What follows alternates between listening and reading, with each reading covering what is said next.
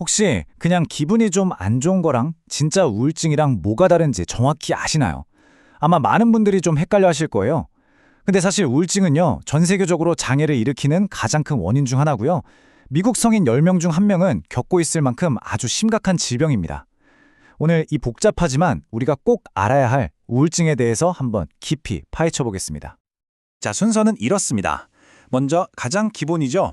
슬픔과 우울증, 이 둘의 차이부터 확실하게 짚고 넘어갈 거고요.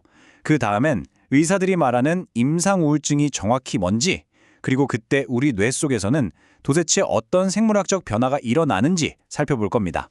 마지막으로는 희망적인 치료법과 함께 우리 주변의 소중한 사람들을 어떻게 도울 수 있는지 구체적인 방법까지 알아보도록 하겠습니다.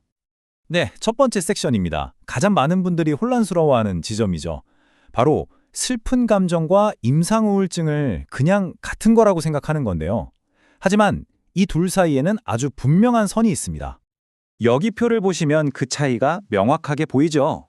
슬픔이라는 건 시험을 망쳤다거나 누구랑 헤어졌을 때처럼 특정 사건에 대한 자연스럽고 또 일시적인 반응이에요. 시간이 약이죠. 근데 임상 우울증은요, 최소 2주 이상 계속되고 삶의 모든 영역을 무너뜨리는 의학적 질병이라는 점에서 근본부터가 다릅니다. 맞습니다. 바로 이거예요. 이게 제일 중요한 핵심이죠. 우울증은 그냥 의지만으로 에이 하고 이겨낼 수 있는 그런 감정의 문제가 아니라는 것. 자, 그렇다면 이 의학적 질병이라는 게 도대체 정확히 어떤 상태를 말하는 걸까요? 그럼 지금부터는 의료 전문가들이 어떤 기준을 가지고 우울증을 진단하는지 그 공식적인 체크리스트를 한번 같이 들여다보겠습니다.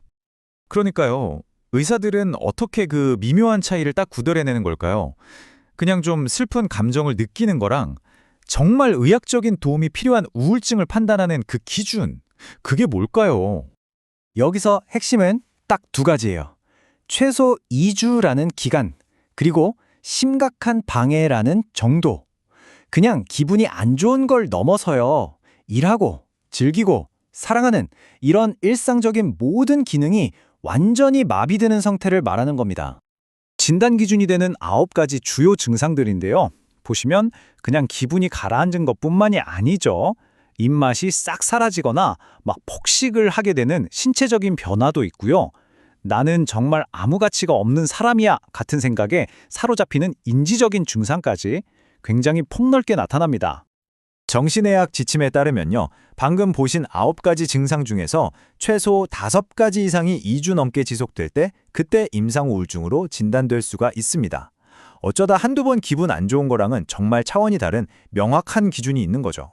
자, 이제부터는 우울증이 단순히 기분 탓이나 마음의 문제가 아니라는 결정적인 증거를 보여드릴게요. 우울증은 우리 뇌 안에 측정 가능한 아주 명백한 물리적인 흔적을 남깁니다. 이게 정말 놀라운데요. 뇌 스캔 사진을 보면 우울증을 앓는 사람의 뇌는 구조적으로 차이를 보여요. 특히 이성과 감정을 조절하는 사령탑, 전두엽, 그리고 기억을 저장하는 서랍장 같은 해마의 크기가 줄어든 게 관찰되기도 합니다. 그리고 좀 더 미세한 수준으로 들어가 보면 뇌 속에 있는 화학 공장에도 문제가 생겨요. 우리 기분을 좋게 만드는 행복 호르몬 세로토닌이나 의욕을 불어넣는 도파민 같은 신경 신호들이 제대로 오고 가지 않는 거죠. 우리가 먹는 대부분의 우울증 약이 바로 이 지점을 다시 정상으로 돌려놓는 걸 목표로 하는 거고요. 근데 문제는 여기서 그치지 않아요. 뇌의 구조나 화학물질뿐만 아니라 뇌의 생체시계 시스템까지 완전히 엉망이 됩니다. 밤에 잠을 설치고 스트레스 호르몬인 코르티솔이 불필요하게 계속 뿜어져 나오는 것처럼요. 몸과 마음이 계속 비상 상태에 놓여 있는 거랑 똑같다고 보시면 돼요. 이렇게 뇌의 구조부터 화학작용, 생체 리듬까지 다 무너뜨리는 복잡한 질병이지만 분명히 희망은 있습니다. 정말 다행히도 아주 효과적인 치료법들이 있거든요. 이제 그 희망의 길에 대해서 한번 이야기해 보겠습니다. 하지만 많은 분들이 도움을 구하기까지 너무나 오랜 시간을 망설입니다. 미국 국립정신건강연구소 자료를 보면요. 정신질환 증상이 나타난 후에 처음으로 치료를 받기까지 걸리는 시간이 평균적으로 무려 10년이라고 합니다. 정말 너무 길고 외로운 시간이죠. 하지만 정말 중요한 건요. 이 10년이라는 시간을 혼자서 버틸 필요가 없다는 겁니다. 이미 아주 효과적인 치료법들이 개발되어 있고 전문가의 도움을 받으면 회복은 얼마든지 가능합니다.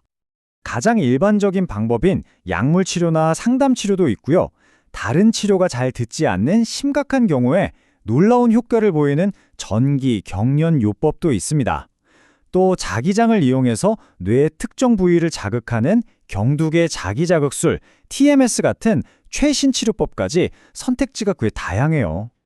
자, 지금까지는 우울증 자체에 대해서 좀 알아봤다면 이제는 우리 자신과 우리 주변의 이야기로 한번 넘어가 볼게요.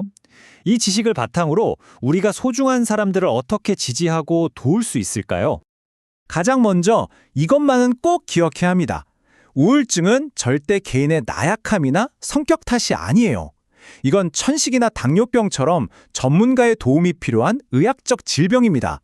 우울한 사람한테 그냥 이겨내라고 하는 건 팔 부러진 사람한테 의지력으로 뼈 한번 붙여봐 라고 말하는 거랑 똑같은 거예요. 그렇다면 구체적으로 어떻게 도울 수 있을까요?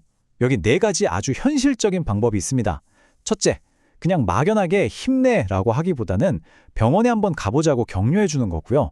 둘째, 내가 근처 상담사 한번 알아봐 줄게처럼 구체적인 도움을 제안하는 게 훨씬 효과적입니다. 셋째, 이건 너의 잘못이 아니라 의학적인 질병이라는 걸 계속 상기시켜 주세요. 그리고 마지막으로 어쩌면 가장 중요한 건데요. 내 경험에 빗대서 조언하려고 하지 말고 그냥 조용히 들어주는 겁니다. 그것만으로도 정말 엄청난 힘이 되거든요. 혹시 이런 이야기 들어보셨어요? 많은 분들이 왠지 금기시하는데요. 자살에 대해서 직접적으로 물어보는 것이 오히려 그 사람이 그 생각을 실행에 옮길 위험을 줄여준다는 연구 결과가 있습니다.